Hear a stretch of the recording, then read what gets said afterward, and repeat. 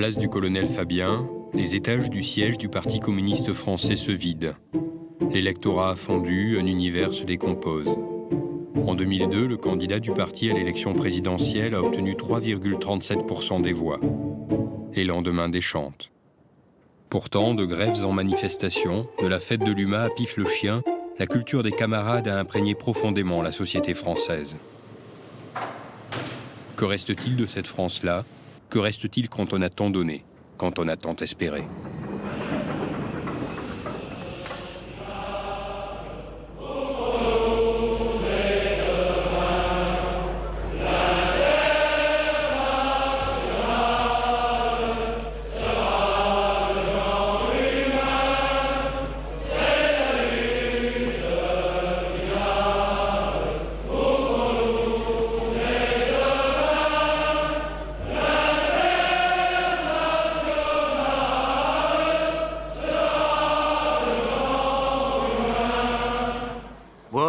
Quand j'ai adhéré, la part de la tendresse et de l'affection, qu'est-ce qu'elle jouait, hein? C'est une forme de credo laïque, ça. Ah ouais? Et comment pouvez-vous être communiste sans être affectueux? C'est impossible. Pour moi, c'est impossible. Peut-être que c'est même le bout profond par lequel on adhère.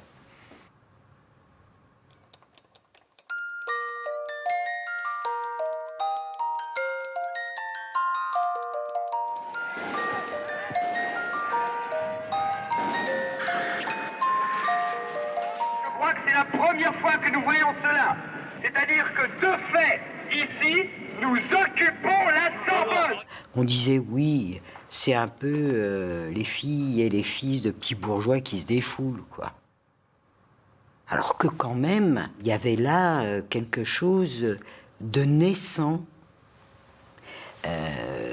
qu'on n'a pas su, à mon avis, saisir. On se disait, de toute manière, eux, ils sont étudiants, ils font ça d'une manière spontanée, mais en clair, disons-le, ces étudiants, ça ne sera pas la classe ouvrière. Le Parti communiste n'a rien compris en 1968. Rien. Nous ne comprenions pas ces cortèges énormes de jeunes, étudiants, pour la plupart, qui scandaient « Nous sommes tous des groupuscules », en référence à une phrase justement de Georges Marchais dans un article de l'Humanité qui stigmatisait ces leaders étudiants qui ne représentaient qu'eux-mêmes et qui étaient que des groupuscules. De faux révolutionnaires à démasquer. Comme toujours, lorsque progresse l'union des forces ouvrières et démocratiques, les groupuscules gauchistes s'agitent dans tous les milieux. Ils sont particulièrement actifs à l'université de Nanterre. Par exemple, on trouve les maoïstes, les jeunesses communistes révolutionnaires qui groupent une partie des trotskistes. Malgré leurs contradictions, ces groupuscules, quelques centaines d'étudiants, se sont unifiés dans ce qu'ils appellent le mouvement du 22 mars, Nanterre, dirigé par l'anarchiste allemand, et juif, et qui se prend pour Karl Marx, Cohn-Bendit. Ça, c'est les arguments classiques d'un appareil conservateur.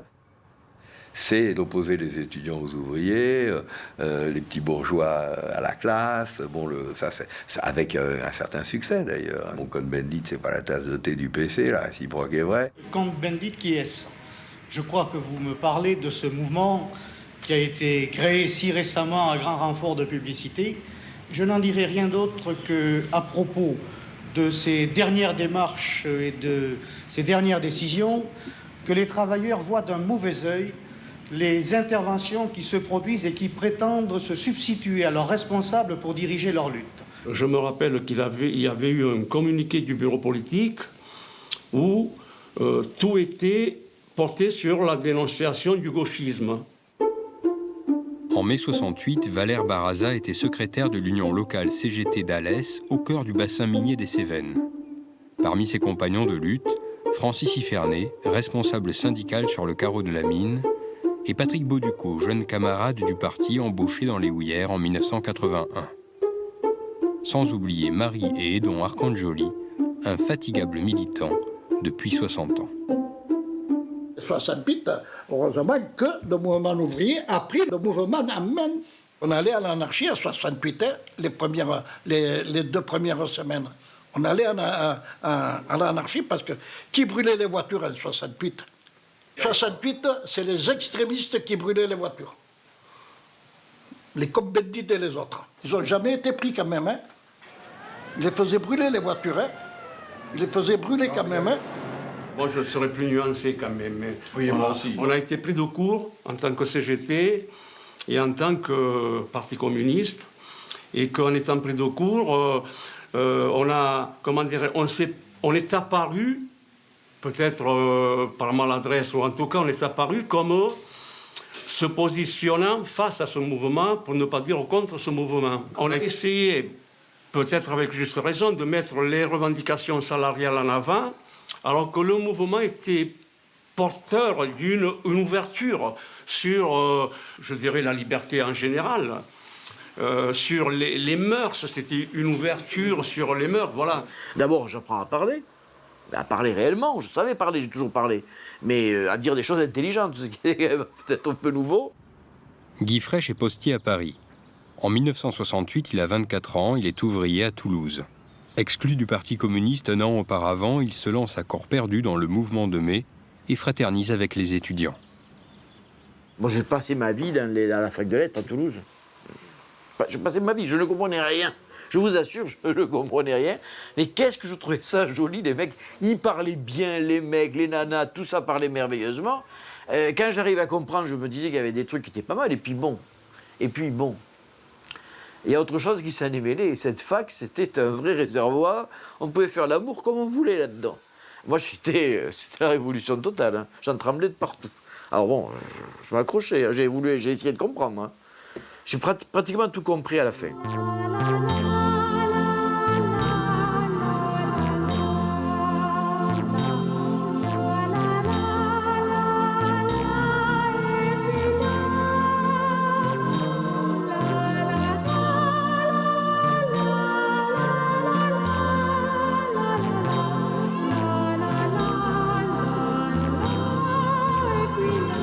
Les communistes sont absolument choqués, bouleversés par ça. Ils se disent, mais où est-ce qu'on va ? Où est-ce qu'on va, quoi, hein, bon. Et il faut attendre l'entrée en scène, si je puis dire, sur la scène sociale des ouvriers pour que le Parti communiste, de nouveau, ait de l'oxygène. Tout d'un coup, on redevient familier avec tout ça. À Bordeaux, je vois, les usines se mettre en grève, les usines occupées, il y a des piquets de grève, les filles des industries de la chaussure, de l'industrie textile se mettent en grève pour la première fois. C'est 36 bis.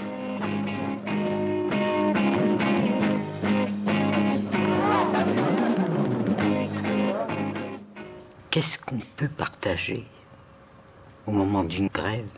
Les femmes discutaient d'autre chose que de la grève, mais discutaient de leur vie, comment elles aimeraient vivre. Et on s'est heurté aussi aux maris qui découvraient que leurs femmes, elles étaient capables aussi de lutter. Ça n'a pas été chose facile. Les communistes sont dépassés. La sphère intime envahit bientôt le débat public. Un vent de liberté et de contestation souffle un peu partout en Europe, à Paris, mais également à Berlin, à Rome et à Prague.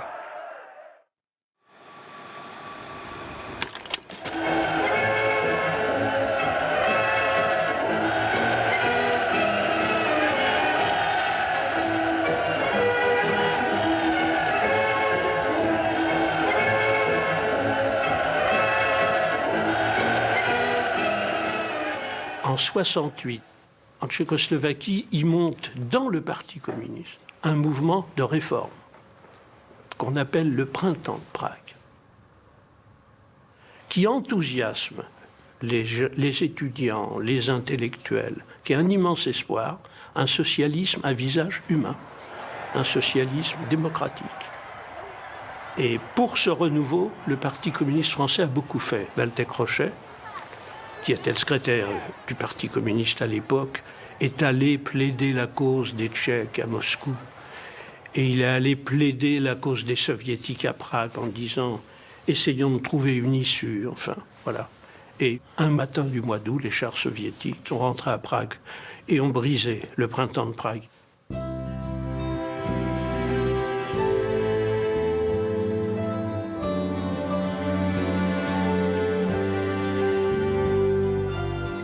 C'est un nom terrible, camarade. C'est un nom terrible à dire. Quand le temps d'une mascarade, il ne fait plus que frémir. Que venez-vous faire, camarade? Que venez-vous faire ici? Ce fut à 5 heures dans Prague que le mois d'août s'obscurcit. Camarade, camarade. On était bouleversés par ces Tchèques qui essayaient de convaincre les jeunes soldats soviétiques qui faisaient du mal, quoi. Qui faisaient du mal même à eux.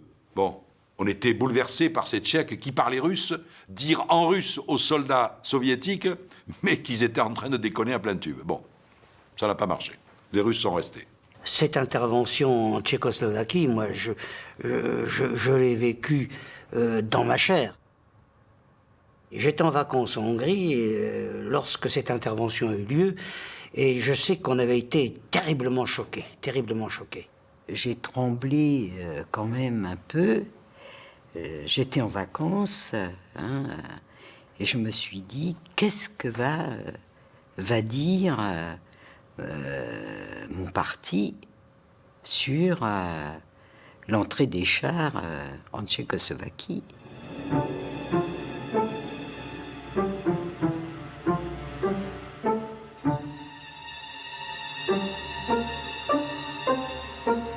Pour la première et seule fois de son histoire, le Parti communiste français ne soutient pas une action internationale de l'Union soviétique.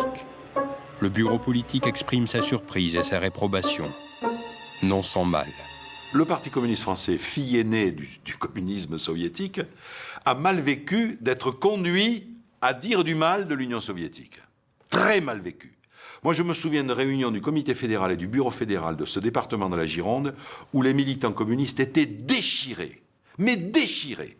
Ils pleuraient, il y avait des gens qui pleuraient, qui disaient « mais c'est pas possible de dire du mal de l'Union soviétique ». Évidemment, toute la collection du passé arrivait. Stalingrad, les 20 millions de morts, etc., etc. Tout ça étant vrai. Et alors, peu à peu, le Parti communiste français, revient sur sa condamnation et approuve la normalisation. Mais dans le fond des communistes, il y avait quelque chose... le début du doute a commencé à rentrer. Le début du doute.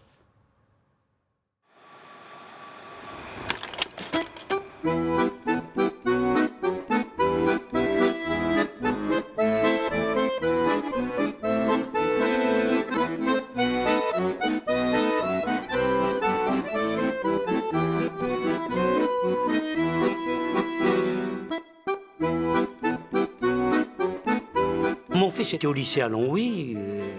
Il a fait, la première langue, c'était de l'anglais, naturellement. Et la seconde langue, je lui ai dit, écoute, mon fils, il faut que tu apprennes le russe, parce que le russe, c'est la langue d'avenir. Et je l'ai envoyé en stage en Union soviétique, avec Loisirs et vacances de la jeunesse, c'était un organisme de la jeunesse communiste. Quand mon fils, il est revenu, oh là là, qu'est-ce que j'en ai entendu. Il était guéri, hein. Il était guéri. On a eu des heurts assez durs. Je lui ai dit, t'as rien compris. Mais si, il avait tout compris, lui. C'est moi qui n'avais pas compris. Edon Arcangeli aussi a fait le voyage en Union soviétique grâce à la section communiste de la Grand Combe. La Fédération du Gard du Parti communiste français ainsi que la section Grand Combe ont d'un commun accord convié notre camarade Edon Arcangeli à participer à ce beau voyage en Union soviétique pour son dévouement et son action menée sans répit au service de la classe ouvrière et de son grand parti révolutionnaire. J'ai vu en Union soviétique un gars brûler le passage, il n'avait pas la priorité. L'agent de ville, partir derrière en moto, le reprendre et le ramener en arrière et refaire l'opération. J'ai ramené la statuette de Lénine et de la terre de Stalingrad. Vous avez ramassé vous-même? Oui. La terre rouge. Bataille de Stalingrad, la colline qui a changé une dizaine de fois de main, elle, comment dire, en la pressant, elle coulait le sang. En 1967, je reçois un coup de téléphone du camarade Gaston Plissonnier me disant que j'avais été désigné ou retenu, je ne me rappelle plus des termes exacts, mais enfin c'était désigné, pour faire partie d'une délégation qui passerait ses vacances en Union soviétique. Il y avait des vacances organisées pour les dirigeants assez connus au bord de la mer Noire. Il y a même des jeunes dirigeants du PC qui ont été envoyés en avion pour préparer le terrain du voyage de dirigeants du parti. J'ai été une fois avec Georges Marchais, en vacances, au bord de la mer, à Sochi. Et donc, avec Marchais, on a visité des usines. On a visité des usines, je me suis dit, mais c'est pas possible. Comment ils travaillent, ces gens-là? Comment ils travaillent? Alors, d'abord, ils travaillaient pas. Genre, quand on visitait les ateliers, ça fumait les cigarettes à droite et gauche, ça tartaillait.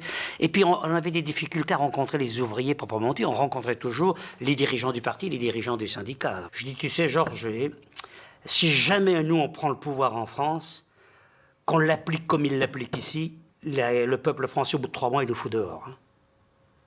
Ça ne tiendra pas. Alors, il me répond, il me dit, oui, mais nous, on ne fera pas ça parce qu'on a une autre culture. Bon, moi, j'étais en Roumanie en 90.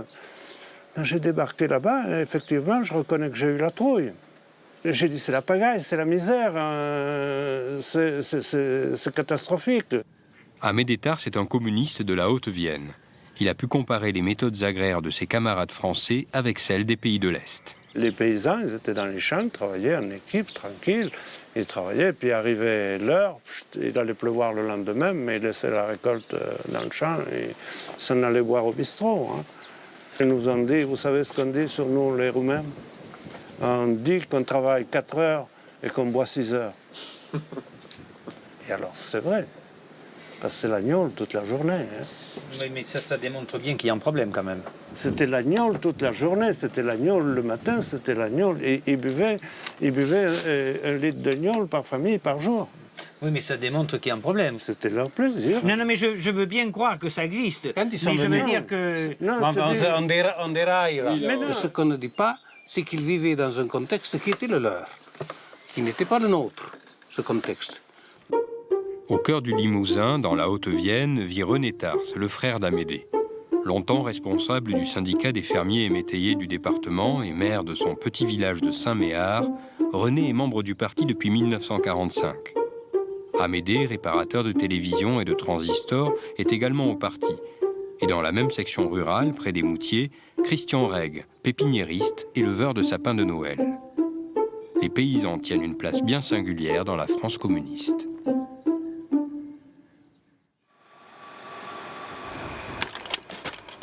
Le pauvre laboureur, il a bien du mal. C'était un tracteur communiste. Oui, il y avait 2 tracteurs et une voiture, et un tracteur russe, donc un tracteur... Je vois une voiture russe. Et une voiture russe, et il y en a encore une. Et c'est toujours une voiture russe qu'il y a dans la grange. Parce que d'abord, elle était bon marché, elle était pas chère. Donc il y a ça qu'il faut dire. Hein. Et ça fonctionnait. C'était des engins qui fonctionnaient, d'une pierre deux coups, en quelque sorte. D'une pierre deux coups, puis ça ne me déplaisait pas, ces tracteurs, parce que j'avais confiance dans leur solidité. Il n'avait pas le droit de tomber en panne. Il ne fallait pas le dire quand il tombait en panne, on le réparait. Il n'avait pas le droit. Hein. C'était un tracteur communiste. Hein. C'est qu'on croyait tout simplement. On croyait tout simplement. Il y avait un idéal qui se présentait là, il y avait un idéal. Et cet idéal, on l'adaptait le mieux possible à notre façon. Longtemps, le Parti communiste a dominé la vie politique en Haute-Vienne. Et ce sont beaucoup les petits propriétaires paysans qui apportent leur voix au grand parti des travailleurs. Les communistes ont leur propre syndicat agricole, leur journal, leur section agraire, véritable parti dans le parti. Pour convaincre les petits propriétaires terriens, il faut parfois s'éloigner du modèle soviétique. C'est assez extraordinaire parce que d'un côté, on défend la réussite du socialisme existant, dont on pouvait déjà savoir à ce moment-là que c'était une faillite, y compris du point de vue agricole, que bien sûr on avait des images extraordinaires de moissonneuses-batteuses en ligne sur 10 km qui avançaient là, comme un ballet de danseurs sur la scène de l'opéra pour moissonner des hectares et des hectares et des hectares de blé sur cette terre riche de l'Ukraine.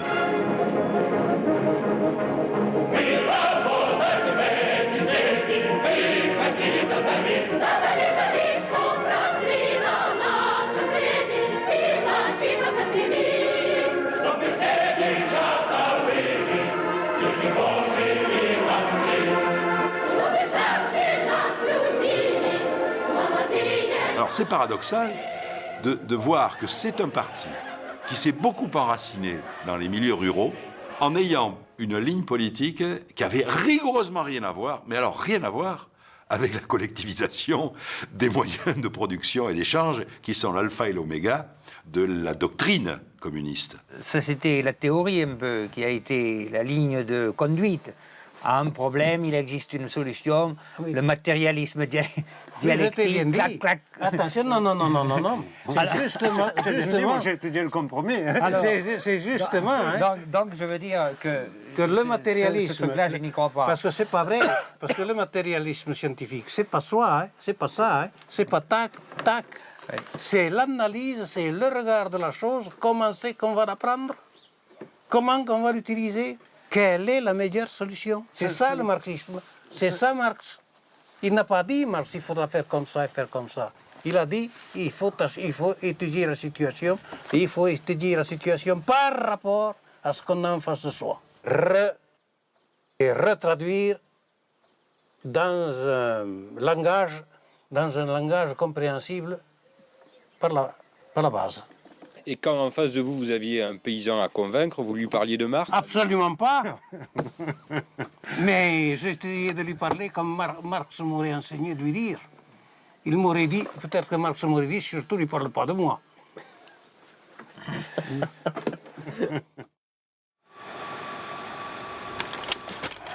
Vive le communisme, espoir et jeunesse du monde!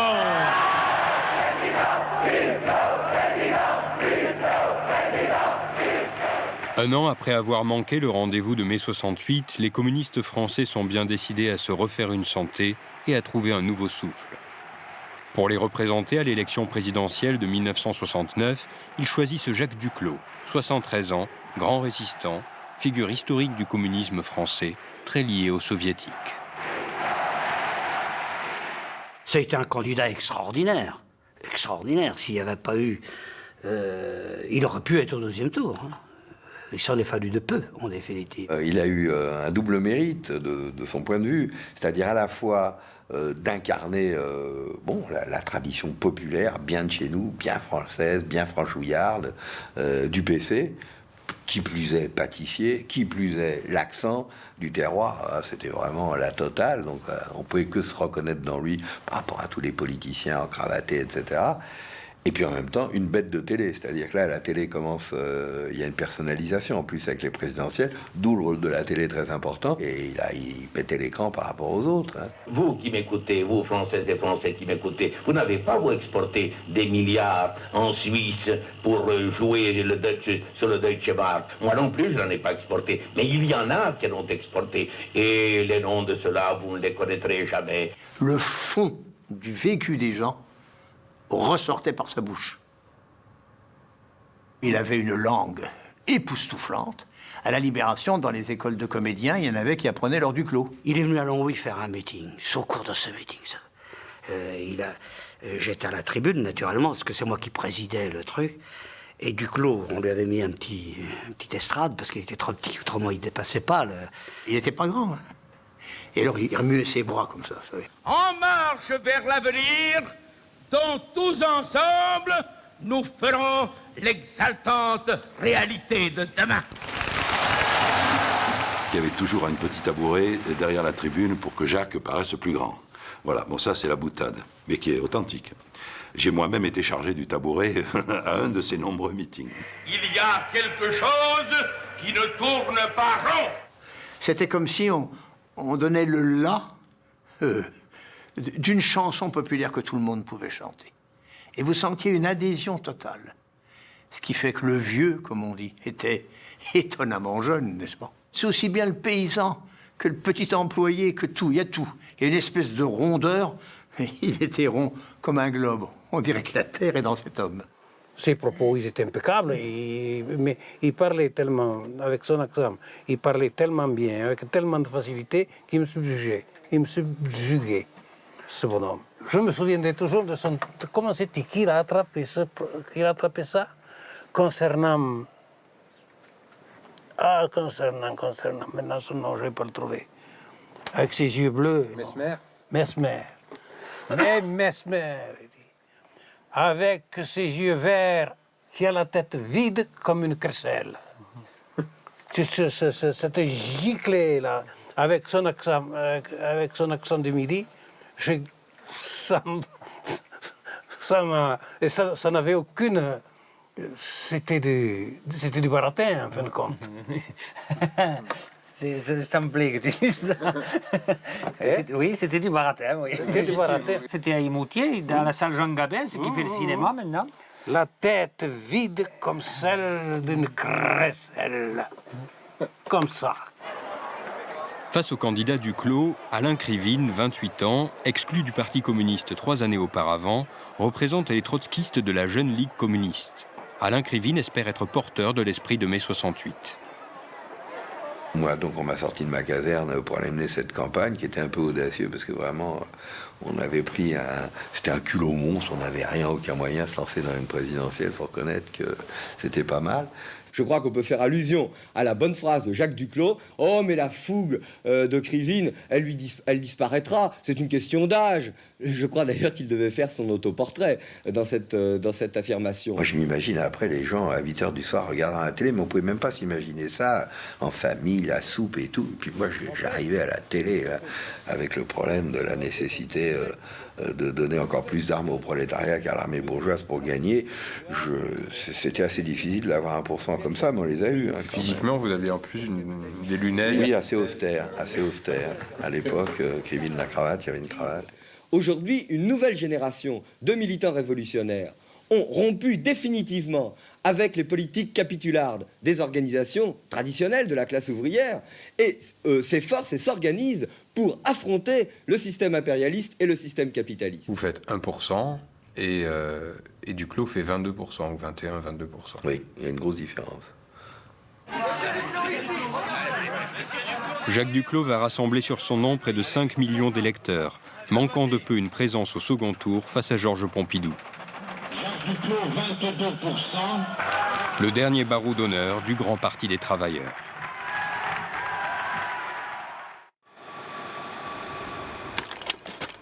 C'est en effet le 29 décembre 1920, à Tours, que le 18e congrès du Parti socialiste décida d'adhérer à l'Internationale communiste par 3208 mandats contre 1022. Le Parti communiste français a longtemps accordé une place centrale à la formation de ses militants. À tous les échelons de l'organisation, on y dispense une solide éducation politique. J'ai fait toutes les écoles du parti, depuis l'école de section, à l'école fédérale, à l'école centrale d'un mois, à l'école de 4 mois. Il m'a manqué que l'école de l'Union soviétique. J'ai fait toutes les écoles du parti, et y compris une école de la CGT avant. C'était une ouverture parce qu'on apprenait d'une part l'économie politique, marxiste naturellement, mais il n'y avait pas que ça. On apprenait la littérature, on visitait les musées.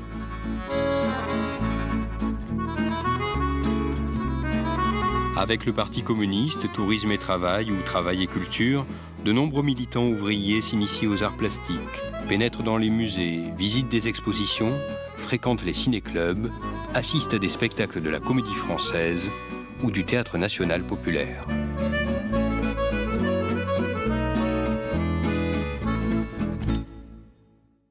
J'ai fait l'école du parti à Draveil un mois, où j'ai jamais tant lu de ma vie. Alors voilà aussi, bon, peut-être des fois des trucs... j'avais jamais lu, moi, des philosophes. Je lisais jusqu'à des 2-3 heures du matin, parce que j'avais tellement envie, quoi. Et bon, j'étais jeune, hein, j'avais 19-20 ans, quoi. Moi, j'ai quitté l'école, j'avais 15 ans et demi. Je détestais lire.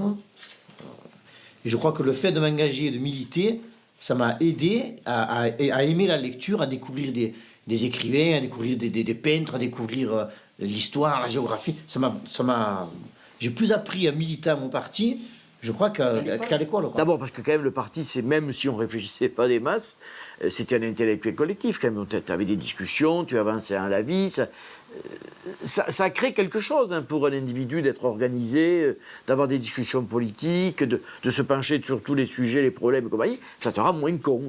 Le Parti communiste m'a permis de sortir de ma condition, non pas sociale, mais de ma condition d'ouvrier presque analphabète, en définitive. Ça, c'est la réalité. Dans tout ça, vous avez un mot qui est magique, c'est le mot d'émancipation.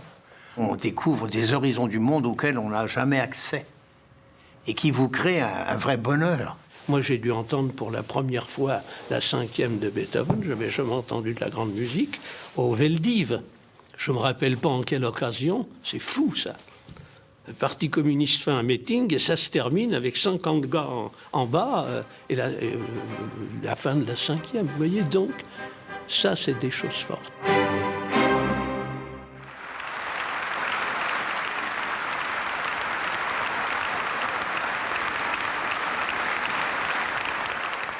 Moi, quand je vendais l'Huma Dimanche, j'avais 2 musettes, tenez-vous bien. Une musette où il y avait 80 ou 90 journaux, et une autre où il y avait une trentaine de livres.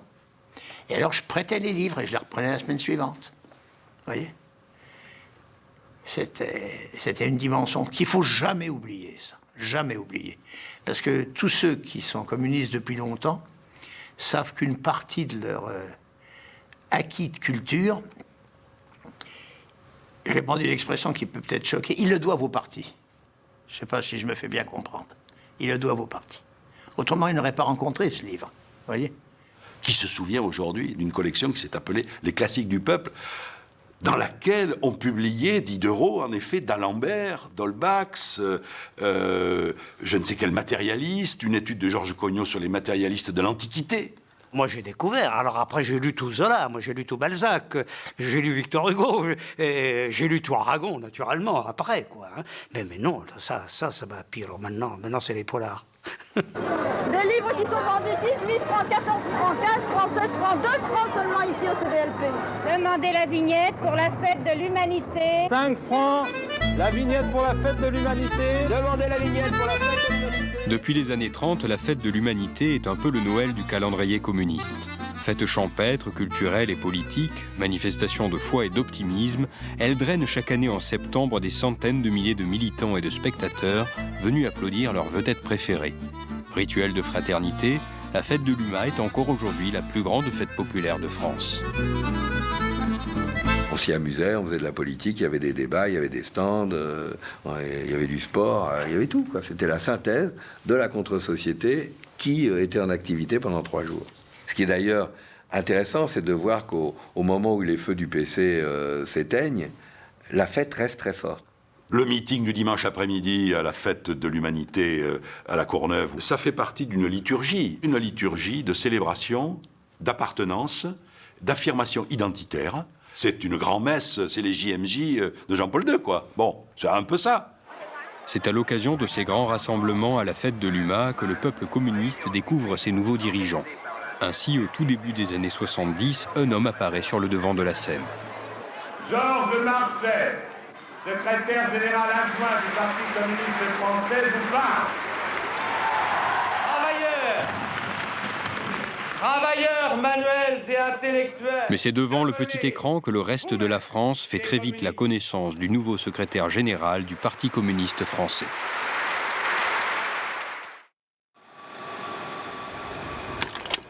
Plus vous nous faites perdre de temps, moins je répondrai à vos questions. Je n'accepterai pas votre méthode qui vise à empêcher la clarté pour l'auditeur. D'origine populaire, Georges Marchais a adhéré au PCF à l'âge de 27 ans. Sous la protection de Maurice Thorez, il gravit très vite les échelons du parti. Homme d'appareil dès les années 50, secrétaire à l'organisation en 1961, il succède officiellement à Waldeck-Rochet en 1972. Et il est apparu immédiatement comme le futur dirigeant ouvrier.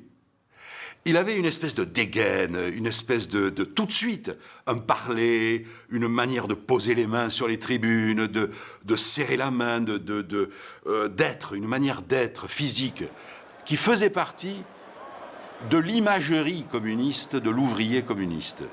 L'ouvrier communiste de la région parisienne et spécifiquement de la métallurgie parisienne. C'était une très forte personnalité. Et ceux qui l'ont approché, connu, vu, moi j'ai fait des dizaines d'émissions avec lui à la télévision, à la radio, c'est quelqu'un, quand il était dans une pièce et qu'il y avait 40 personnes, il y en avait une, c'était lui. Bon, il avait sa stature, il avait sa gueule, il avait sa façon de s'exprimer, il avait aussi ses défauts d'expression. Il y avait un style marché, il y avait une présence marché, il y avait un vrai charisme marché. C'était un homme de théâtre qui adorait ça, qui était en plus fait pour ça, qui travaillait avant des dizaines d'heures avant une émission, qui arrivait comme peut arriver un boxeur avant le championnat du monde.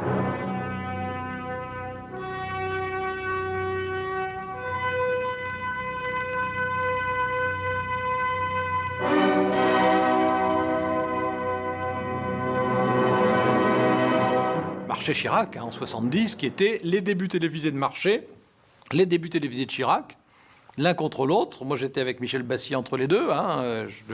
J'avais 30 ans, bon. Alors, Monsieur Marché, brièvement, s'il vous plaît. Je m'excuse, Monsieur Chirac, ça m'embête beaucoup de dire ça, mais je suis contraint de le faire. Vous êtes de mauvaise foi. Vous êtes de mauvaise foi parce que... Vous êtes expert en la matière. Je suis très gêné de voir un ministre qui, selon ce qu'on dit, aspire à de hautes responsabilités, jouer comme vous le faites avec la vérité, avec la réalité de notre politique, Monsieur Chirac. Alors, Monsieur Chirac, pour conclure à votre tour, mais en 2 mots. C'était 2 forces. C'était 2 forces débutantes, c'était 2 forces ambitieuses. C'était évidemment pas le même style, mais c'était vraiment violent des 2 côtés. On vous présente comme un jeune loup, mais il est dû vous également... avez vraiment du retard, Monsieur Chirac. Vous raisonnez comme il y a 40 ans. Entendre ça, Comme il y a 40 entendre ans. ça de la bouche d'un léniniste, je trouve que ça ne manque pas de sens. Comme il y a 40 ans. L'homme au couteau entre les dents. Bon, je disais, Marché, t'as une grande gueule, je le dis une fois. T'as une grande gueule, Marché. Mais c'était un homme imposant. Imposant qui faisait un peu peur. Très souvent dans des émissions, il était non seulement d'une violence verbale, quelquefois disproportionnée au sujet, mais parce que c'était son caractère. Il y a une sorte de cours forcé du billet de banque. C'est lamentable. Mais c'est pas lamentable du tout, c'est la C'est vérité. d'un niveau plus bas qu'avec Chirac encore. Non, c'est lamentable. Le cours forcé des billets de banque. On ne se souvient pas du débat Marché-Jospin, qui avait été une catastrophe pour Marché. Parce que Jospin avait tenu bon. Et probablement, c'est probablement son passé d'ailleurs de trotskiste anti-stalinien coulé dans l'acier qui lui avait fait tenir le coup devant le dirigeant communiste qui était Georges Marchais, et il n'avait pas cédé un seul centimètre dans le débat. Aujourd'hui, dans le Parti communiste français, il y a 50% dans le comité central d'ouvriers et d'employés, et dans le comité directeur du Parti socialiste, il n'y en a pas. Peut-être, mais moi je travaillais aujourd'hui, et je faisais mes cours. Attendez. Et je crois, cher Georges Marchais, que ça fait 30 ans que vous n'êtes plus ouvrier. Et un ouvrier, pour moi, c'est quelqu'un qui travaille en usine. Ou quelqu'un qui peut dire qu'il a passé la majeure partie de sa vie en usine, ce qui n'est pas votre cas. Marché l'avait un peu pris en disant « on m'envoie le numéro 2, je vais en faire une bouchée ». Il était assez content de ses performances, il faut bien dire en général. Et il était de tempérament dominateur. Jospin n'a pas eu peur du tout. Et c'est franchement Jospin qui l'a nettement dominé. Bon, intellectuellement, ça c'est pas tellement surprenant, mais aussi physiquement. Ce jour-là, peut-être on pouvait sentir que quelque chose s'était cassé irrémédiablement dans la machine qui s'était enclenchée dans les années 70. Et c'est à ce moment-là que le personnage du Marché, au fond impérial des médias, est devenu petit à petit le personnage de sa caricature. Vous ne m'empêcherez pas, devant les millions de téléspectateurs... Ce n'est pas notre objectif, monsieur Marché. Mon objectif, il est de démontrer qui est responsable de la crise profonde que connaît notre pays. Parce que là... Vous voulez que je vous pose une question là-dessus? Non, pas du tout. Pas là-dessus? Maintenant, je veux parler. Écoutez, on vous attend, franchement. Mais parce que vous m'obligez à me battre... C'était une bête de télévision, on dit. Peut-être un peu trop, d'ailleurs, un peu trop. Il se laissait manœuvrer à la limite un peu par pour l'adversaire, parce que ce que l'adversaire cherchait, c'était d'essayer de le faire emporter. S'il pouvait le faire mettre en colère, ils étaient bons. Je veux maintenant parler de l'économie. Alors, je vous pose une question économique. Non. Vous êtes d'accord? Non. Ah bah alors... Posez-vous la question à laquelle vous voudriez répondre. Non, vous avez déjà posé 10 questions. Et oui, la il n'y en a pas question... assez. On est là pour ça, franchement. Allez-y. Alors, quelle est la question que nous Vous ne m'empêcherez pas, moi, de... Vous m'aurez pas, vous savez, sur ce terrain. Vous voulez pas de questions économiques sur vous? Si. Ah bah alors, il voulait s'imposer. Et pour ça, il faut bien reconnaître qu'il était capable d'utiliser des arguments que les autres ne pensaient même pas utiliser. Vous avez l'un et l'autre une situation confortable, vous avez un travail assuré, vous êtes même les cumulards, un peu cumulards, parce que radio, télévision, dans la presse écrite, vous avez un bon revenu, peut-être êtes-vous sous le coup de ma proposition au-dessus de 4 millions, 100% d'impôts, je prends tout, je comprends dans ces conditions que vous ne vouliez pas du changement.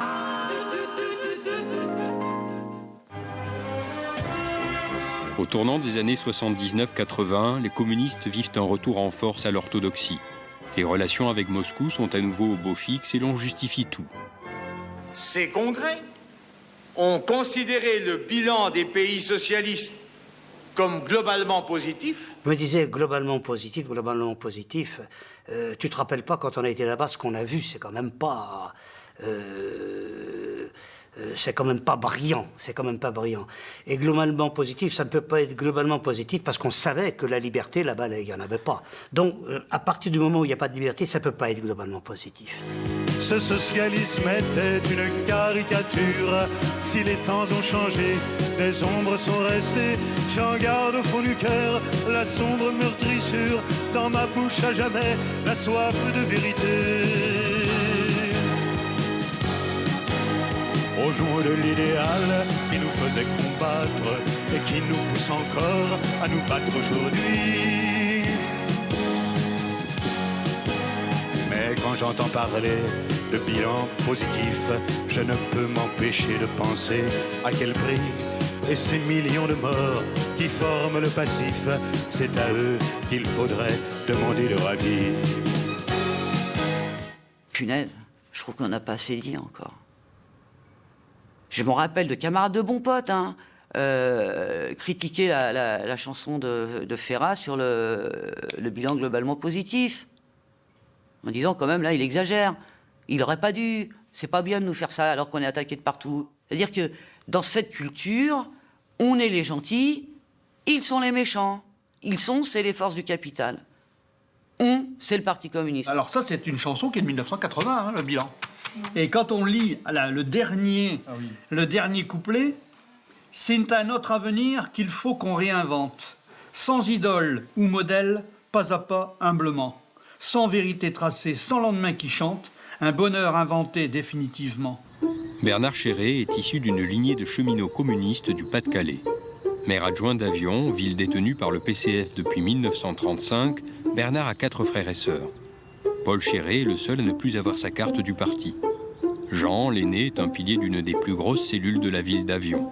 André milite dans la même cellule que lui. Pierre, longtemps secrétaire régional de la CGT-SNCF, a ensuite été permanent du parti. Annie, sa femme, a adhéré en l'épousant.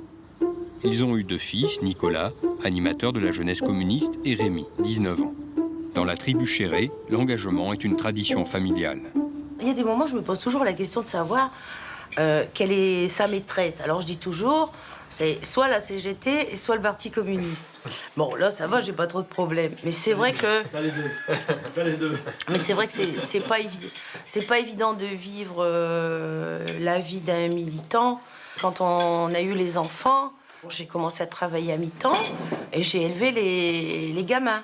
Ça n'a pas toujours été simple toute seule. Parce que j'ai vécu... je vais dire une bonne dizaine d'années, je pense, dis-moi Pierrot si je me trompe, une bonne dizaine d'années, on va dire, seule, gérer tout la maison. Tu as une croyance forte, tu as des certitudes sur un certain nombre de trucs, sur la manière de penser, de réfléchir, d'agir et compagnie, ce qui fait que oui, toute ta vie est consacrée à ça. On ne se pose pas la question de savoir si on doit du temps à ses enfants, à son épouse. Il va de soi que ce qui a la priorité, c'est le parti. J'ai un triste souvenir d'une amie quand elle a perdu son mari, qui était aussi militant. Jacqueline qui m'a regardée, elle m'a dit bah, tu vois Annie, c'est malheureux, il est parti. Mais j'ai tellement appris à vivre seule que je ne serai pas perdue. Parce que on est obligé de faire. Et puis après tout, je me dis que c'est... Après tout, hein, moi je suis pas MLF.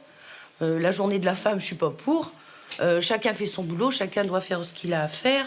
Et puis voilà. Moi, c'est ma pensée.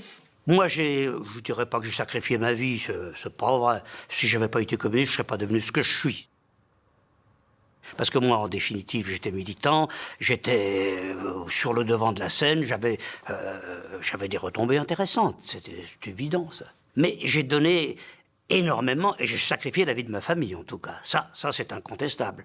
J'ai un fils qui, aujourd'hui, a 50 ans, n'a jamais oublié que je me suis pratiquement jamais occupé de lui. Ça, c'est toujours, oui, les lendemains qui chantent arriveront. On va prendre le pouvoir, ça ira mieux. Et on va souffrir aujourd'hui pour être mieux demain. Le programme commun qui a été ratifié. Celle qui ne possède en or que ses nuits blanches. Pour la lutte obstinée de ce temps quotidien.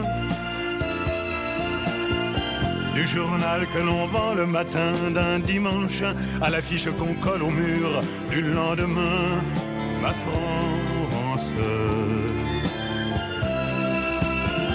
qu'elle monte des mines, descende des collines, celle qui chante en moi, la belle, la rebelle. Elle tient l'avenir serré dans ses mains fines, celle de 36 à 68 chandelles. Ma France.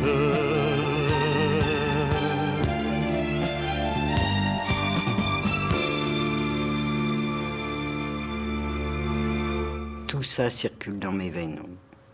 Je pense que... Et si ce contact-là, voyez, je ne l'avais pas d'une manière permanente, je crois que c'est... Je ne serais pas militante. Je crois que pour être militant, il faut cette rencontre des gens avec qui vous vivez, qui expriment des choses. Militer, pour moi, c'est vivre. Moi, je suis dans la vie. J'y suis partout où je suis. Les gens qui dorment par terre me gâchent mon bonheur. Je ne peux pas prétendre au bonheur si je sais qu'il y en a qui crèvent à côté de moi. Voilà. On appelle ça du communisme, on n'appelle pas ça du communisme. Pour moi, c'est du communisme. La porte d'entrée, elle n'est jamais verrouillée ici, quoi. Le téléphone, il sonne des fois. Alors, c'est le dimanche parce qu'il y a eu un mort dans la commune d'à côté, mais ils ne savent pas comment on se produit un enterrement. Donc, on appelle mon grand-père pour savoir comment ça se passe. Enfin, je veux dire, je ne sais pas si c'est le mot qu'il faut, c'est plus que du communisme.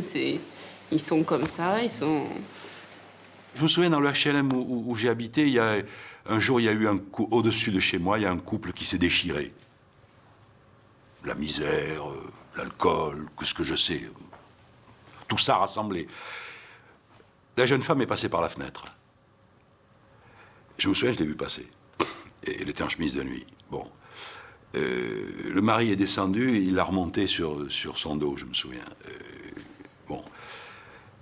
Il y avait des enfants. Je me souviens que la cellule du Parti communiste a regardé ce qu'il y avait dans l'appartement, a ouvert les tiroirs pour les gosses et a fait une collecte dans les cages d'escalier pour réunir du lait, nourrir les mômes, veiller à ce que, etc., etc. Enfin bon, tout ça est archi banal.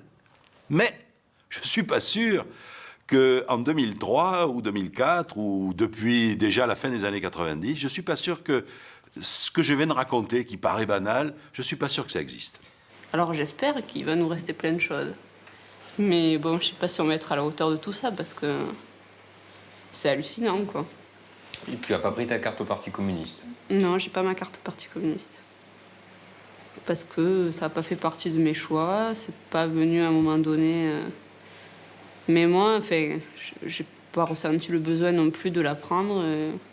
Je me suis toujours dit, de militer, ce sera toujours de plus en plus difficile. Et Je dis, je ne vais jamais demander à mes enfants ou à mes petits-enfants de faire ce que j'ai fait. Je ne le regrette pas, mais c'est pas un exemple, parce que toujours voir... Enfin, c'est un exemple, mais pas un modèle. Bon, si tu veux. Mais de toujours se dépêcher, eh bien, après, on se fatigue, et voilà.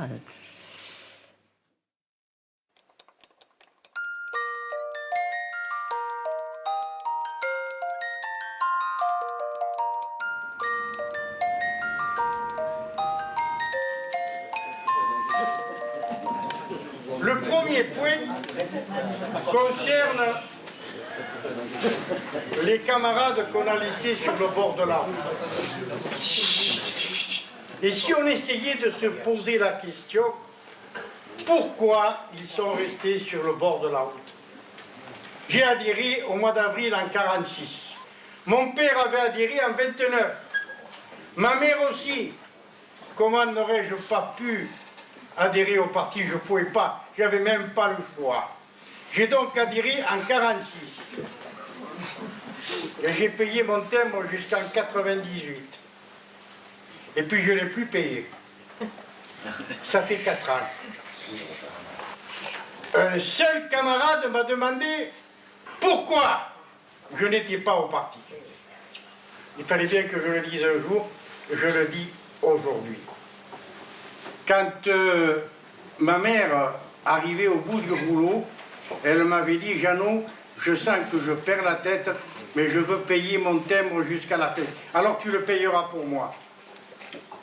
Et je l'ai payé pour elle jusqu'en 1998. Et quand elle est morte, c'est moi qui l'ai enterrée, parce qu'il ne s'est pas trouvé un camarade pour venir dire 4 mots sur sa tombe. Ça aussi, il fallait que je le dise. Pour autant, je suis resté communiste. Mais je ne paie pas mon timbre.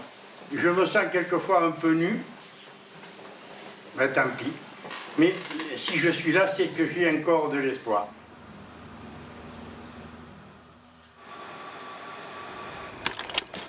Et on verra bien. On verra bien le 26 avril au soir. On verra bien.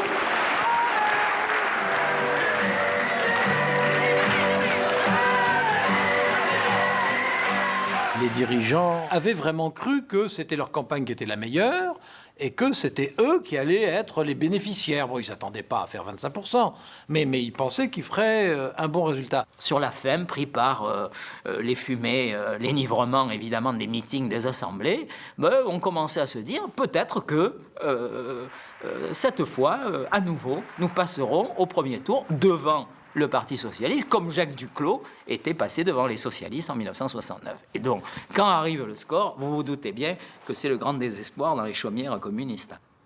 Il est maintenant 20 heures. Estimation C2I Honeywell-Bull. Valéry Giscard d'Estaing, 28,9. François Mitterrand, 25,1. Jacques Chirac, 17,7. Georges Marchais, c'est la surprise et la nouvelle historique, 16. Premier commentaire, Alain Duhamel. Le soir du premier tour d'élection de 81, bon, j'étais à Antenne 2, j'allais commenter les résultats des élections, donc j'avais promis à Jean-Le Lagadec, qui était à l'époque le chef du service politique de l'Humanité, qu'il pourrait m'appeler une demi-heure avant 20h, que j'aurais sans doute à ce moment-là quelque chose. Il m'a appelé, j'ai vite compris qu'il y avait autour de lui tous les dirigeants, et il m'a dit, alors combien? Bon, c'était normal de sa part. Bon, je lui ai dit, nous, on a à ce moment-là, on devait encore avoir la fourchette, ça devait être entre 15 et 18%, le point moyen doit être autour de 16. Et il m'a dit au téléphone, furibard, c'est pas le moment de plaisanter, te fiche pas de moi, combien réellement? J'ai dit, on a réellement ça. Et il dit, c'est pas possible, c'est pas vrai, il n'y croyait pas. Georges Marchais doit être déçu. Son score est un score extrêmement bas pour le PC, le plus bas même depuis la Libération. J'étais au bureau de vote, moi, là. Je sais qu'il y avait Klopp, tout ça, là, et on attendait les résultats des présidentielles. Et il dit, Marchais, de la fourchette, il donne 15-16%. Mais je peux dire qu'au bureau de vote, on était catastrophés. Hein. Donc déjà, c'était... Alors bon, ça a déjà posé un drôle de problème, puisque de 20% ou de 21%, on tombait à 16%. Bon, aujourd'hui, c'est vrai que 16%, ce serait quelque chose de formidable. Quand on passe de plus de 20% à 15%, les explications les plus savantes pour expliquer que le recul n'est pas un recul mais quasiment une avancée, ce que la rhétorique communiste sait souvent faire, sont quand même extrêmement difficiles. Et là, il y a vraiment eu un moment de flottement où la direction, manifestement, était hors d'état d'expliquer que ce qui était un recul était en réalité une avancée. Non, ça a été un vrai désarroi pendant plusieurs semaines. Comme promis maintenant, nous rejoignons la place du colonel Fabien et Georges Marchais, interrogé par Jean-Pierre Elkabbach et Alain Duhamel, sous cette coupole. Vous faites confiance apparemment à M. Mitterrand, aux socialistes. Confiance.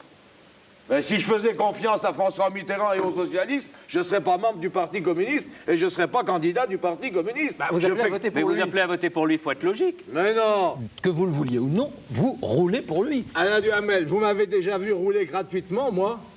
Je ne sais pas, mais qu'est-ce que vous pouvez faire? Est-ce que vous m'avez déjà vu rouler gratuitement? Chez les dirigeants communistes, l'entre-deux tours était extrêmement mélancolique. C'était des gens malheureux. C'était pas du tout l'espérance de la victoire collective. C'était le regret de la victoire de Mitterrand. Ça, c'était clair. 5, 4, 3, 2, 1. François Mitterrand est élu président de la République. Je vois des manifestations de joie partout et pas de communistes. Je dis, mais qu'est-ce qu'ils font les communistes? Je vais dans les localités, dans les mairies communistes, je rameute les gars, je dis, il faut aller dans la rue, il faut pas laisser la victoire comme ça aux socialistes, il faut aussi prendre cette victoire à notre compte. Mais ça a été dur, hein. Ça a été dur. C'était considéré comme, comment dirais-je, comme un espèce d'échec du parti du fait que Mitterrand a été élu. Je me rappelle que j'ai voté Mitterrand sans problème au deuxième tour. Et je me souviens aussi qu'on m'a dit ah non, vote pas Mitterrand, c'est pire que la droite. Mais attendez, non, ça peut pas être pire que la droite. Déjà, le doublement des allocations familiales, moi, pour ma mère, ça change quelque chose. C'est bassement matérialiste, mais c'est un fait, c'est comme ça. Bon. Mais c'était quoi la consigne? Eh ben, la consigne, mais c'était une consigne officieuse. C'était de voter contre la social-démocratie. Mieux valait la droite que le socialiste. Ça n'a jamais été dit officiellement, hein. Mais il y avait des courants. C'était le mot d'ordre qui était donné, il fallait voter Giscard d'Estaing. C'était ça, hein. C'était Giscard d'Estaing plutôt que de voter Mitterrand. Parce qu'il vaut mieux la droite, on se bat contre la droite. Contre les socialistes, on se bat pas. On disait que les socialistes, de toute façon, ils nous ont toujours trahis. Les socialistes, c'est des pourris. Ils nous ont trahis en 1936, ils nous ont trahis en 1947, et ben ils nous trahiront encore ce coup-ci. Je voulais pas voter Mitterrand, moi. Alors, j'ai jamais voté socialiste. Au deuxième tour, il a bien fallu. Pas trop mal, j'aurais pas voté. Mais pourquoi tu n'as jamais voulu? Tu voulais pas voter socialiste? Pourquoi tu voulais pas voter socialiste? Non, je voulais pas, moi. Pourquoi aussi? Parce que j'aime pas les socialistes. Ah, voilà. Voilà. Ces consignes de vote propagées par quelques dirigeants de l'appareil du parti seront en définitive peu suivies. Quelques milliers de voix tout au plus. Mais le PCF est désormais le second parti à gauche. La ligne du bilan globalement positif a fait fuir l'électorat, tout comme s'est révélé infructueux un certain raidissement identitaire et nationaliste aux couleurs de la France.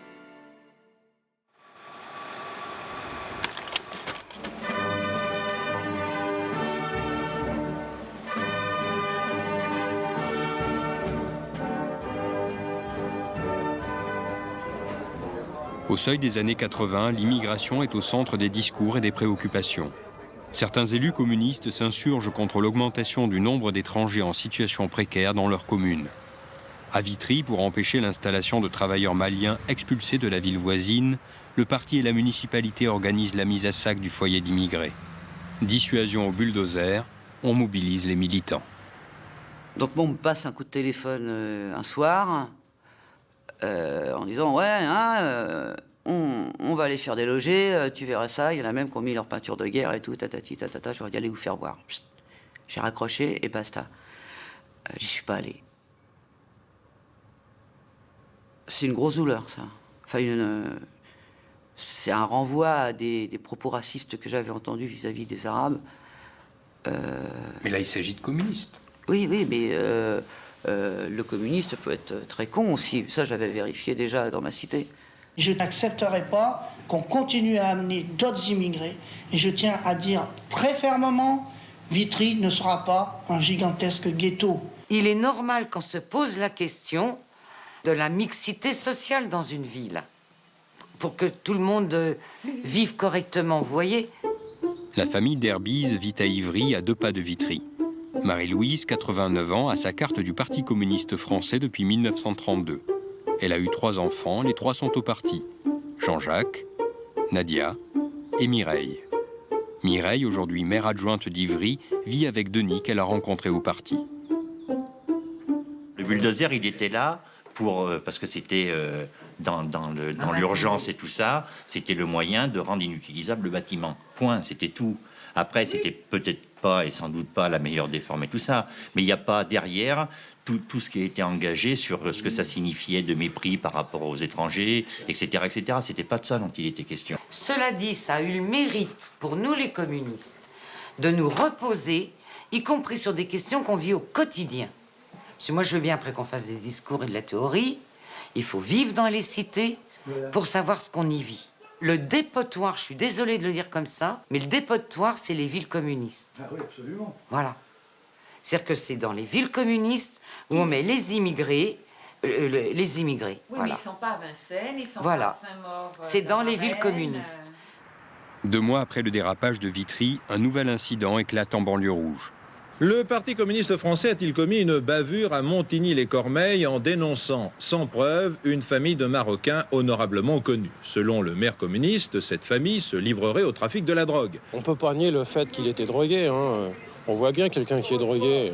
Il n'était pas comme vous et moi. Il avait des camarades qui venaient chercher de la drogue chez lui, à votre avis? On peut le supposer. Sans l'avoir vu, on peut le supposer. Pour Robert Rue, l'action contre la drogue passait ce matin par l'organisation d'une manifestation devant le domicile de la famille marocaine incriminée. Stigmatiser une famille jusqu'à aller manifester devant chez elle, c'est pas que le trafiquant de drogue que tu plombes là, c'est toute la famille. C'est effrayant. Et tout ça pour plaire à l'électorat, parce qu'il n'y a pas d'autre raison. Il n'y a pas d'autre raison, c'est uniquement, purement électoraliste, donc c'est dégueulasse. L'électorat, le public, il attend du Parti communiste français qu'il défende les immigrés et les dealers de drogue, parce que le public sait que le dealer de drogue d'une cité HLM, c'est un petit. C'est pas un bandit, c'est pas un parrain de la drogue colombienne, c'est un petit. Pour moi, tout ça, la pelleteuse de Vitry, la malheureuse affaire de Montigny-les-Cormeilles, le produisant français répété à satiété par un marché devenu tricolore. Il faut produire français. Produire français. Je dis qu'il faut produire français. Donc produire français. Pour moi, c'est à ce moment-là que la dérive identitaire devient catastrophique. Parce que c'est quoi tous ces terrains ? C'est le terrain du Front National. Je ne dis pas que le Parti communiste français a fait en quoi que ce soit le lit du Front National, pas du tout. Pas du tout. Il n'a aucune responsabilité dans la montée du Front National. Mais les thèmes qu'il a utilisés à ce moment-là, par manque de courage politique et par manque de lucidité politique, sont les thèmes qui ont été ensuite utilisés par le Front National et sur lesquels le Front National a fait du gras. Tout ça, ça fait partie pour moi d'une espèce de déclin et d'une espèce de descente aux enfers du Parti communiste français qui vient sur le terrain de l'adversaire.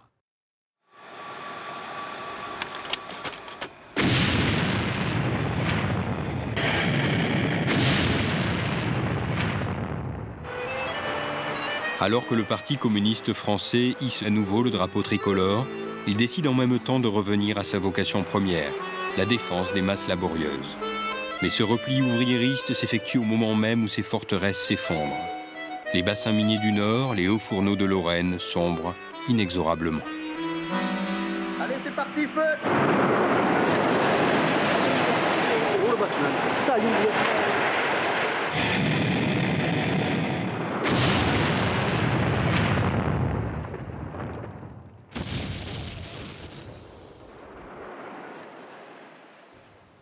C'est dur. Quand vous êtes à Longwy, on a mal aux tripes. Vous savez, il y a un belvédère qui domine Longwy. Il faudra que vous alliez un jour. Je vous accompagnerai avec plaisir. On appelait ça la vallée des hauts fourneaux. Il y avait 25 000 gars qui travaillaient là. De nuit comme de jour, il y avait des gerbes de flammes, les coulées de fonte, les souffleries des aciéries Thomas. C'était quelque chose d'extraordinaire. 25 000 gars. Maintenant, il n'y a plus rien. C'est ça, nu, comme ça. Bah, ça fait mal.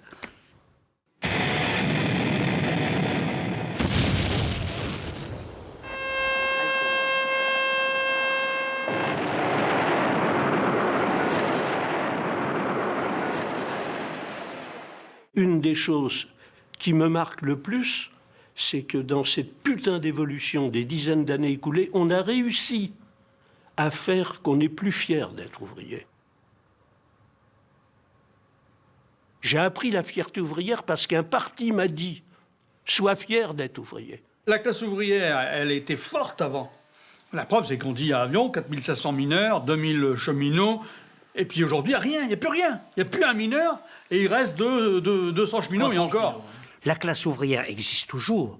Ne disons pas que la classe ouvrière a disparu, c'est une erreur monumentale. Mais c'est son contenu qui s'est modifié. Et on n'a pas su s'adapter à cette modification du contenu. C'est la raison pour laquelle le Parti communiste a été en recul constant. Du jour au moment où le chômage a commencé à augmenter fortement, eh bien, le parti a commencé aussi a perdu, il s'est dévalorisé. C'est une des causes. C'est une des causes. On disait toujours, il faut aller là où il y a les employés. Il faut aller dans le tertiaire. Mais on n'y allait pas. Puis on n'y allait jamais. Et on restait toujours à la porte de l'usine, à la porte de la mine. Et jusqu'au jour où il n'y a plus une mine, il n'y avait plus de porte à aller. On continue avec les mêmes rituels et les gens sont plus pareils. C'est-à-dire qu'on s'aperçoit que les gens sont mangés par exemple, ils ne travaillent plus dans des grandes entreprises, donc ils sont précaires, ils sont chômeurs, ils sont salariés dans des petites unités. C'est là que ça a commencé. Les gens vivent dans des endroits où ils sont très parcellisés, il n'y a plus ces lieux de convivialité. Et donc il y a des mutations qui s'opèrent à ce moment-là. Et là, on est incapable de suivre parce qu'on ne l'a pas suffisamment pris en compte. Et nous, on n'a pas changé notre façon de faire. Et c'est ce qui fait qu'à un moment donné, on perd pied. La société a changé et nous, on était restés avec la société d'hier. C'est là que la tendresse peut devenir source d'erreur et source d'inadaptation.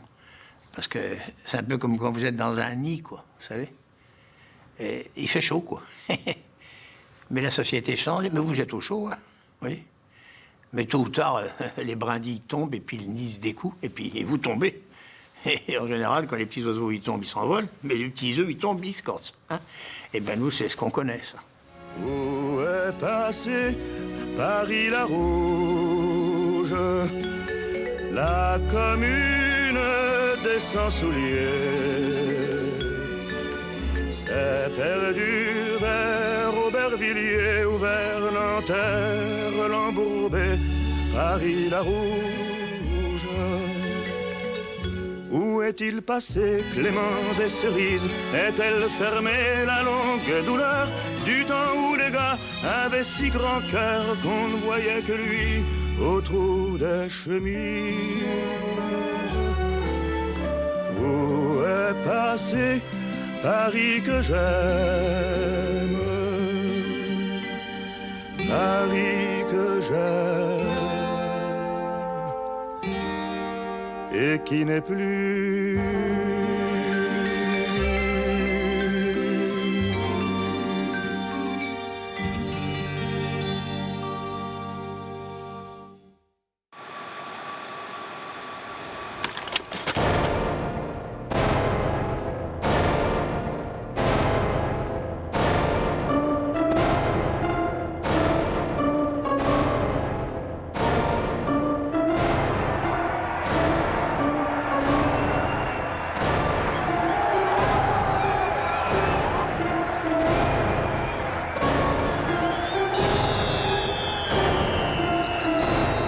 Cette jeunesse qui montait, qui tombait le mur, tu peux pas te dire c'est tous des réacs et tous des anticommunistes. Hein. Je crois qu'il y avait un besoin de liberté et les jeunes l'ont exprimé et c'est tant mieux, quoi.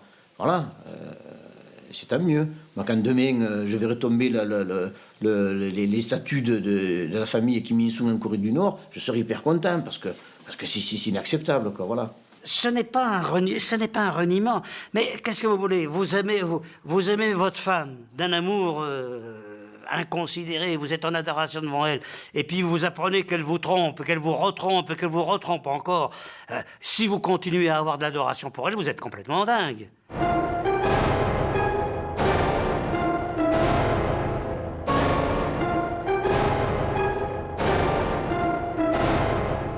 Il y a des générations qui ont combattu, mais très honnêtement, qui ont donné leur vie, leur temps, leur tout pour cet idéal-là, qui croyait, même s'il n'était pas parfait, quand même il pouvait imaginer, il existait quand même quelque part. La chute du mur, c'est Walou, hein, c'est pas vrai. Tout ça, c'était un château de cartes et il est tombé vite fait, bien fait. Terrifiant d'ailleurs aux yeux de l'histoire. Ça veut dire qu'il s'est trouvé personne, je ne parle pas de la police et de l'armée, dans le peuple pour dire on veut préserver ça. Je vous dis, c'était fini en 68 à mes yeux. Mais je ne le savais pas à l'époque, hein, je le dis maintenant. S'il y a des gens qui peuvent être peinés par rapport à ce qui s'est arrivé, c'est bien nous, parce qu'évidemment, nous sommes orphelins un peu quelque part. Comment un tel pays a pu s'écrouler en quelques mois sans qu'il y ait eu, je dirais, de massacres ou de mouvements, disons, de violence, en fait, comme un château de cartes. Hein. Voilà. Alors ça, l'histoire, je ne sais pas si elle est capable de l'expliquer. Moi, je me pose la question, mais je ne m'explique pas le pourquoi. Je suis d'accord avec Valère, là. Les plus touchés, c'est nous. Ah ouais. Parce qu'on y croyait, on croyait à ce monde nouveau, on croyait à tout ça. Et moi, j'y crois toujours. Hein, parce que si nos certitudes ont pris un coup, nos convictions, elles y sont toujours. Hein. Nous, les anciens, on fait l'expérience de l'absence d'un bloc en face de capital, avec tous ses défauts. S'il y avait eu l'Union soviétique, toute mal barrée qu'elle était il y a encore 15 ans, peut-être le bûche, il ne se serait pas tant aventuré.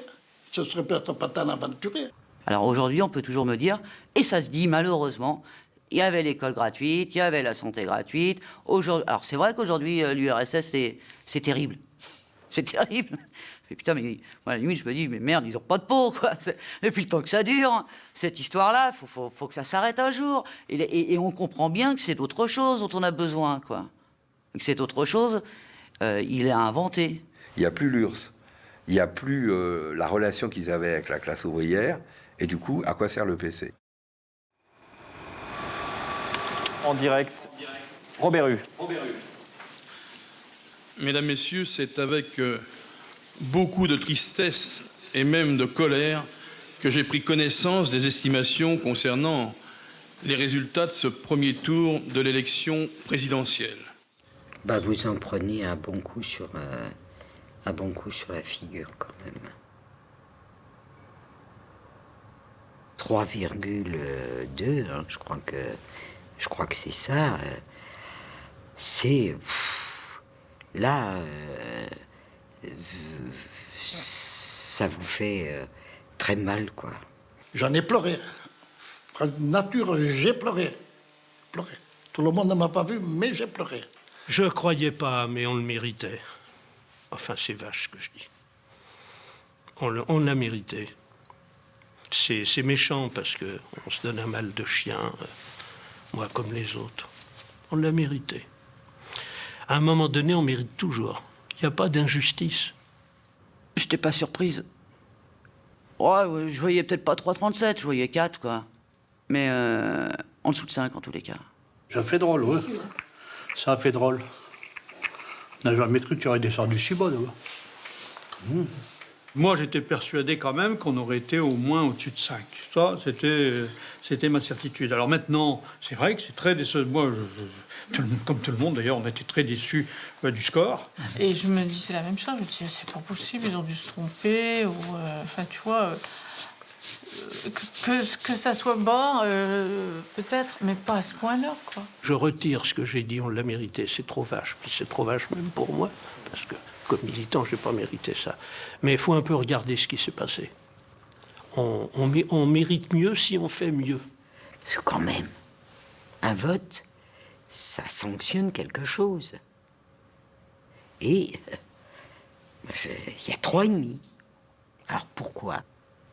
Un manque de substance, les gens nous sentaient plus. Moi, j'ai entendu des gens dire, mais vous êtes le parti de qui? Avec qui vous êtes?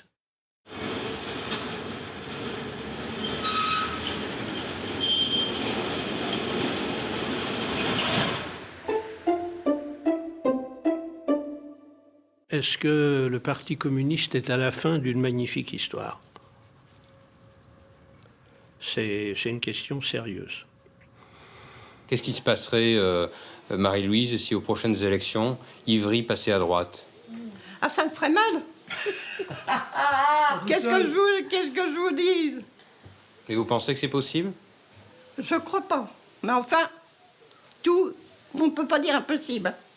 Alors, moi, je peux te dire que si on perdait Ivry, pourtant, je suis d'un optimisme débordant, mais moi, c'est tellement ma vie. Moi, je crois qu'il y aurait une résistance. Je suis incapable de savoir comment je pourrais réagir, mais je crois que je casserais tout. Quelle résistance? Mais je crois que j'irais à la mairie, je casserais tout, j'en sais rien. Mais je pleurerais. Ah, ça, je pleurerais. Quitter le Parti communiste, pour l'instant, je me suis...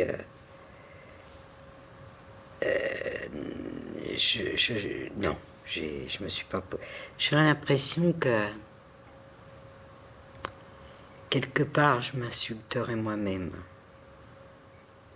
Il vous arrive de douter aujourd'hui? Douter de... De douter. Est-ce que vous avez plus de conviction, plus de certitude que de doute? Je me pose pas la question. Je vais, moi, je fais partie de ceux qui vont, qui essayent de mettre, comment dirais-je, ces idées bout à bout, de le dire, de donner mon point de vue, pour essayer de faire avancer les choses, de m'emporter, éventuellement. Et puis voilà. Au bord de l'étoile rouge, reste plus que moi, une vieille que les canons de rouge ne mettent plus en joie. Il y a toujours sur le mur écrit le cri des purs et durs, mais chacun s'en moque. Non, passaran, c'est du passé, me disent des clients pressés. Faut changer d'époque. Mais même si ce goût de goulag dans mon verre en cristal de Prague m'a tiré des pleurs, l'avenir est-il si radieux que l'on oublie celles et ceux qui l'ont rêvé meilleur?